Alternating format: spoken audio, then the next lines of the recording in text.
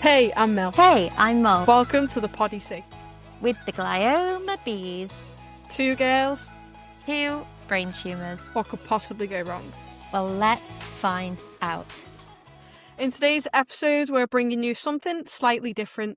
Hayley Conroy was our Season 4, Episode 1 guest. When we were discussing Hayley's episode, there was a chunk of the episode where we thought we need to save this for a second episode. Hayley gave us some incredible advice, some of which you would have seen in our trailer for, was it Season 3 now, I believe?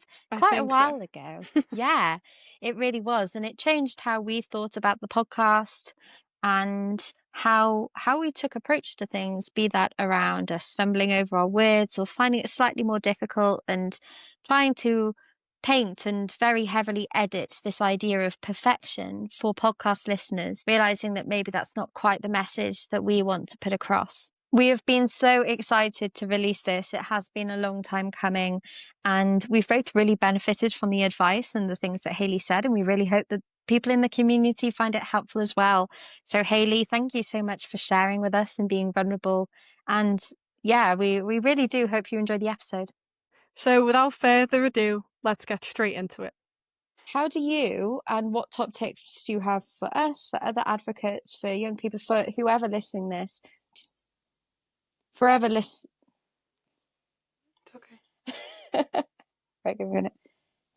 For anyone that's listening to this, what sort of advice do you give for kind of like looking after yourself and your mental well-being and emotions through all the work that you do? It's such an important area, isn't it? It's and I'm still navigating that myself, because I think that it evolves. I think at the start, it was very hard because I'm always worried about how Stephen and Leanne are coping. You know, now that Lily's a bit older, it's, well, how's Lily feel about this? And there's also, what on earth is Luna thinking at 4? You know, she'll come out with all sorts of things.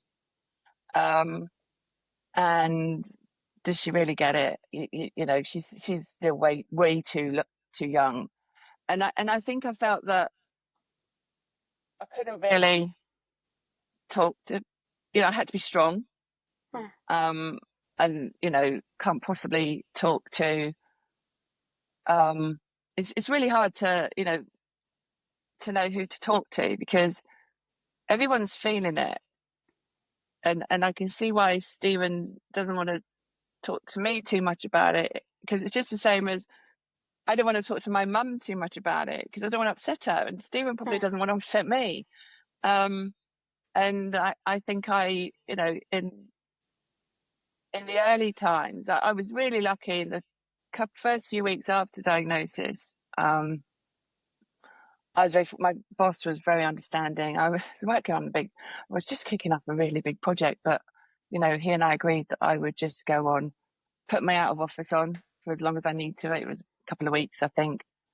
But I carried on working because I needed to do some work, but I had to just do easy stuff. I couldn't face being in meetings with people. So I was in meetings with my boss, you know, so I just got other stuff done that I could work on whilst trying to deal with it. And at the same time, I could go and sit in the corner and just cry and, you know, and everything else that you need to do. But I didn't, you know, it was hard. And I think for me, in the 5 years, so Lily was diagnosed in 2017, the end of 2017, and then I retired in the end of March 22. And in that time, work was my distraction, because I had to do it. And I could sort of throw myself into the work and be on calls. And you know, and it was hard. And sometimes I'd be on a call and I'd have to listen to someone's woes about their child who had been sick in the night and what have you. And you just think, and you try and be sympathetic but in your head you're thinking, oh, yeah, you're so lucky if that's your biggest issue right now. But equally, I realise it's a problem for you, so I will be, empathic and supportive, and it's a distraction because it stops me thinking about what I'm doing. And I think it was very much on my mind when I retired, because I've got a lot more time now. My ambition, I'd naively thought that I'd have the girls for a couple of days and I'd have the other 3 days doing charity work. And it doesn't work out like that. I don't spend, I spend time at the gym, I'm learning to play golf, and there's some of the things I'm actually doing for me. I am more active physically. I do go to the gym. Learning to play golf is something is good because I can do with my family. Even Lily plays a bit of golf, and it's nice to get out. And actually, I like to go out on my own. And just hit a couple of balls, because I am a beginner, and so all my concentration has to be on, where did the damn thing go? I can't see where it is. How many times have I now hit it? And which one? How many times have I hit that one versus that one? Oh, I don't know. I can't remember. And so it's a distraction. And I might be at the driving range while I know Lily is seeing a consultant and we're waiting for results, because again, I'm focus on something else. Because if I go for a walk or I'm in the gym, my mind is full of it all. Whereas if I'm actually hitting a golf ball, I'm too busy thinking about, oh, that was a rubbish shot. Why did I do that wrong? Let me focus now. Let me think about my hands, or how I'm standing, or whatever I'm doing. So that's good. But I think the other thing I do, and actually, I'll be honest, I'll be open, and I hope that you guys have too. But I've had, and I'm having counselling. And I think it is important to have somebody else that you can talk to, because, when I talk to friends, they try and offer solutions, and there aren't any. This isn't going away. And I think it's having somebody where you can just voice your greatest fears if you choose to. I haven't gone there yet, but I have nearly. But I didn't do it for long. I stepped right out again. And I think that, as a result of that, I've realised that I follow everything. I choose when I listen to things. I choose when I read things. Molly, you said that, you've listened to something or watched something on every train journey and you've been in tears. Well, I sometimes will like something. I sometimes won't fully read and digest what's been written, because if I don't think I can emotionally deal with it at that point. I've got Nicola Nuttall's book. It's on my, I don't think you can see it, but it's on my bookshelf. And I told her when I ordered it as pre-order when she released the first hard copy, and I said to her, I've ordered it and I will read it, but not yet, because I can't. And I've got it. It's on the shelf. But I will read it, but I just know that I'm not strong enough right now. And that's where I'll be honest with you guys. I look to see what your podcasts cover. I don't listen to them all, because I wait until I'm able to, and when I can deal with it. And I think that's really important. And I think it's about recognizing, when you're in a place where you can do things and when you're in a place you can't. And I think that, it's important that people understand this. And I think with yourselves, I think it's wonderful that you're as honest as you are, particularly you, Mol, I think it's so important, because people don't get it. People see you in the photos and getting awards and doing speeches, and they think, oh, look, she's great, she's doing really well. They've got no idea what's going on underneath. And I think you have to give yourself time, and that's what I'm learning to do. So I'm not necessarily, and as I was at the start, I was looking for, I need some more work, whereas now actually I recognise that I've got enough work, and I actually need to make sure I carve out space for me. And recognise when I can and can't deal with things. I made a massive mistake the day of the red spill, because I had no idea what it was going to entail. No idea. And Cameron, the charity, had said to me, look, Hayley, we may not get in. It may not last very long. It may not get passed. Only 20% of bills get through the second reading. And so I wasn't for 1 second thinking it was going to evolve the way it did with what I just said earlier about 3.5 hours listening to these heartbreaking stories and being emotionally draining. And I had to literally come back from that, go and pick Lily up from school, pick up my niece, get Luna, and I had the sleepover. I mean, it was not a night to be having a 4-year-old, an 8-year-old, and a 17-year-old sleeping over at all. And, big mistake. And I won't do it again. It was a very long weekend. Yeah, it's like you said though, Hayley. It's learning to recognize when we can.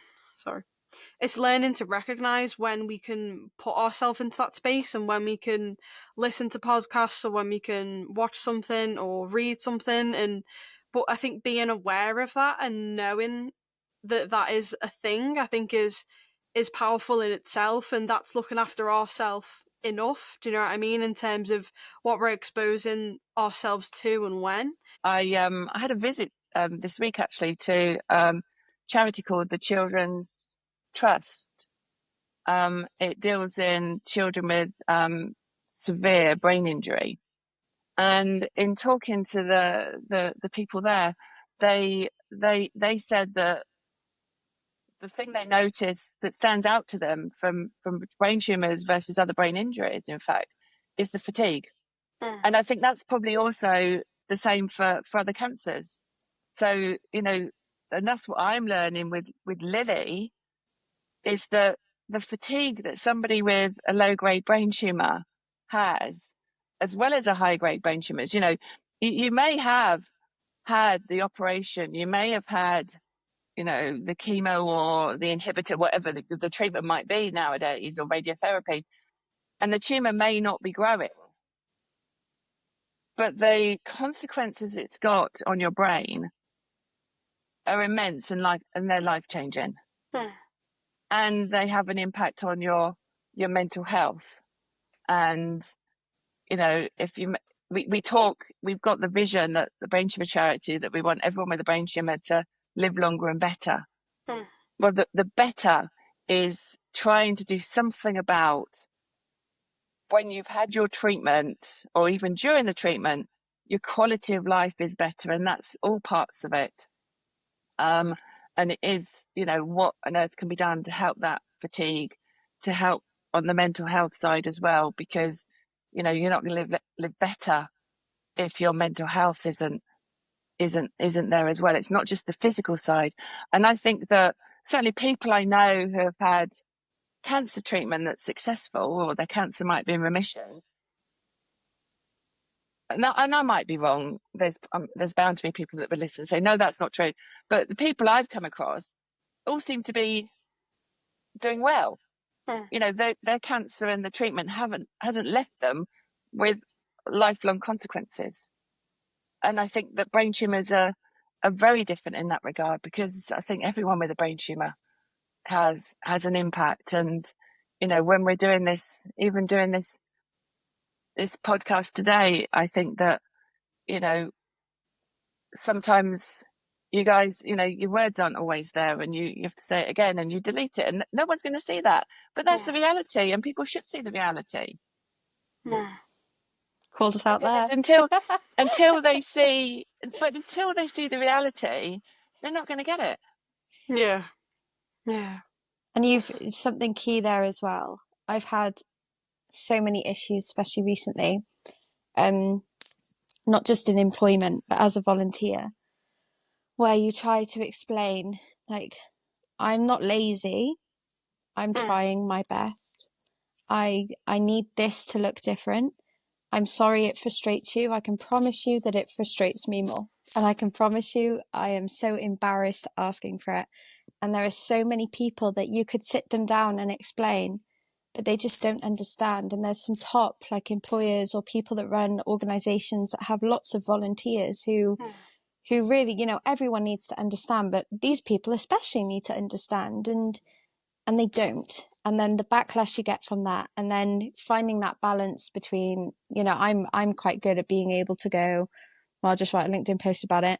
And then, you know, even if I'm like, I'm not sure, people's comments make me realize, oh wait, actually, no, that's not okay. I can't be treated like that. Like, that is discrimination. It's not okay. And people don't think it's about, but it is.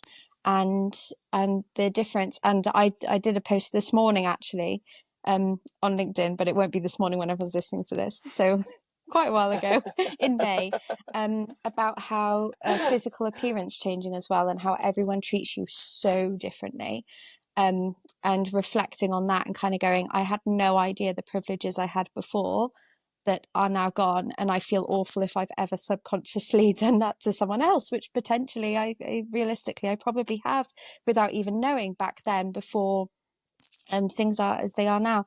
So yeah, that there's a massive conversation barrier there, and you've actually made me think a lot. And maybe, Mel, we need to have a think about this, and this is staying in, how much we edit these things to look perfect. You know, I think we've been maybe subconsciously adding to something, and all my ahs, random words, you know. But I remember we released something before episode 1, and I did swear in it, so someone was mad about that. But the reason I saw it was because I couldn't get my words right, and then I messed up my words, and someone put a comment, and it was something like, "You shouldn't be running a podcast if you can't speak properly." And I don't think I thought about that until you've mentioned that now. I see, I'm glad we've got someone with emotional intelligence on, because you've changed our lives today. I think there's such a wider conversation that we've got to have, and we're going to have to force people to have, and big employers. I was so shocked when I came to the brain tumour charity as a volunteer, and I remember walking in the room being a young ambassador, and the only thing I knew was, right, I'm going to meet Hayley today because I'd known you from online. I was like, so that's good.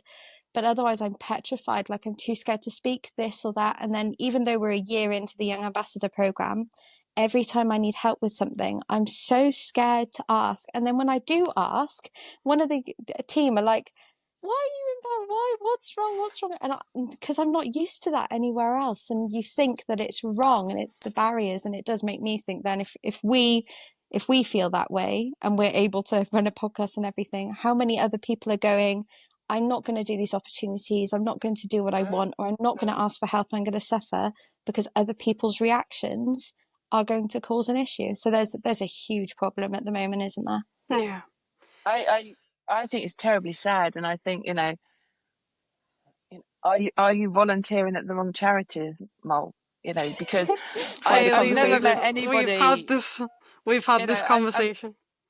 The 3 charities I'm involved in, so, you know, the Brain Tumour charity mostly, but also Make-A-Wish, and also, gosh, everyone is so lovely, and they're all amazing, and I couldn't imagine anyone treating a volunteer in the way you described. And I think there's another element whereby, and I know I was like this, you know, we mustn't feel we're always on, and we mustn't feel that we should always be posting and everything should always be perfect. And, you know, I think about you, Mo, and you probably won't want to keep this in, but you've just come back from Vancouver, for God's sake. When I did a lot of international travel in the last 12 years of my career, a lot, to the US, to New York, to Chicago, to Atlanta. And I can promise you, I would usually land on a Saturday morning, and I'd be at work on the Monday, and I wouldn't feel normal until the end of that week. And that was a healthy person. Yeah. Not somebody with a brain tumour that is already impacted by fatigue. You know, and you went to Vancouver. You went even further away. This is going to stay in, by the way. Be horrendous. Yeah. And you don't have to apologise for that. You shouldn't feel bad. What you actually should have done is taken a week off. Yeah. And just look after yourself. And I'm sorry, I'm not your mum, but I'm going to say it. I feel like she needs to hear this, Hayley. When we were talking because about... I know I know what it's like, because I used to, you know, try and do so much. I actually, I took a pause this Brain Tumour Awareness Month. I don't know if you noticed. The previous couple, I told Lily's story every single day, and I told different parts, and I'd written it in a head. But each time I had to get photos together, and I had to amend the post for, have it Instagram ready and Facebook ready and LinkedIn, and I didn't do daily ones on LinkedIn because it's not that sort of place. But X at the time, which I don't tend to do. I don't tend to bother with X anymore. But I just knew I wasn't in a place to share Lily's daily stories, and I felt really guilty, which is crazy, isn't it? Mm. But I ended up telling myself, and it's only because of the journey I've gone through emotionally and with my mental health, and the counsellors helped, telling myself, look, it's more important to Lily and the rest of my family that I don't put myself through that for this March. Doesn't mean to say I won't do it next March. Yeah. If I feel I can. But this March, so I did do some posts, as you'll probably think she did do some, but I did specific ones. I might have shared yours. I might have shared the Brain Tumour charity. I did the specific activities that were happening. What I didn't do was, day one, day in the life of Lily, meet Lily's dog, Kelsey, her buddy dog that she has because she's half blind, meet Waffles, who's seen through every treatment, all those personal stories. I just wasn't in a space mentally where I could do it, but I felt guilty. And I think that's what you guys, if you're not on and you're not doing a post and talking, you feel bad. And I think we almost learn to think, well, can I do this today? Is it the right thing for me? No one's going to complain that, not seen her today. And, it's important to take that breather because you're doing amazing things. Absolutely amazing. Anyway, lecture over rather. So even I can get my words wrong. You can keep that in. It is all the behind the scenes stuff as well, though, isn't it? Like, we're recording this podcast right now, and whilst we're recording right now, it's an hour and 20 minutes. But what people don't see then is I have to go away and edit it all and add the music and do the slides and all the rest of it. And then Molly's behind the scenes doing the social media side to engage the audience in the episodes. And that in itself is a full-time job. Absolutely. And people don't see that, but we're not getting paid to sit here and have this conversation. We're just doing it to raise awareness and to get stories out there that need to be heard. And, we're trying our best to do that. But thank you so much for recognising that, Hayley, and knowing that, we do this for free. Absolutely. Yeah. It's all for free. And people have got no idea. And if you, and I think, it's the same with you hear the stars and, famous people, they don't read all the posts. They don't read the comments. Yeah. Because there's really hurtful ones. And it's always the way you take all the hurt and you ignore all the good stuff. Yeah. You remember the bad stuff. You remember the bad stuff. Yeah. You might have 100 comments and 99 are all positive, and the only one you're going to take away is the one that said that, why are you doing a podcast when you can't get your words out? I've been called out multiple times this episode and I love it. I feel like this needs to be a whole separate episode. I think we need Hayley's episode and then we need advice with Hayley as a second bonus. Advice with Hayley, season 3. I'm genuinely serious. I think we should actually discuss that. Honestly, Hayley, it's been an absolute pleasure. So thank you very much for taking the time to come on our podcast. You're welcome. You're welcome. So once again, Hayley, thank you so much for coming on and joining us on our podcast. This episode has been fantastic, if I do say so myself. So thank you so much for coming on. For anyone, you're welcome. For anyone listening, you can. For anyone, right? Give me my first words and it'll flow. I'd just say thank you for coming on the podcast. For anyone listening, you can find us on YouTube, you can find us on Spotify. Yeah. Okay, cool. Yes, Hayley, I echo everything Mel said. Thank you so much. We are seriously in awe of you and look up to you greatly. And I'm sure our listeners will as well. So for anyone here, please know that you can find all episodes of the GlioBabes on Spotify, and all our guest episodes are available on YouTube as well. So if you want to see everyone's lovely faces, which I do recommend, then you can catch them on YouTube, and you can follow our social media on TikTok, the .GlioBabes, and Instagram at the GlioBabes. As always, we know that these are really tough topics we've spoken about today, and every episode, but we've really gone deep today. So in the show notes, the comments, and all over our social media connected to Hayley's episode, we will ensure that all the support lines are available, not just to the Brain Tumour charity, but people that do amazing work around mental health, and anything that we can find may help anyone. And of course, we are here. Please drop the GlioBabes a message anytime, and we are always happy to listen and help wherever we can.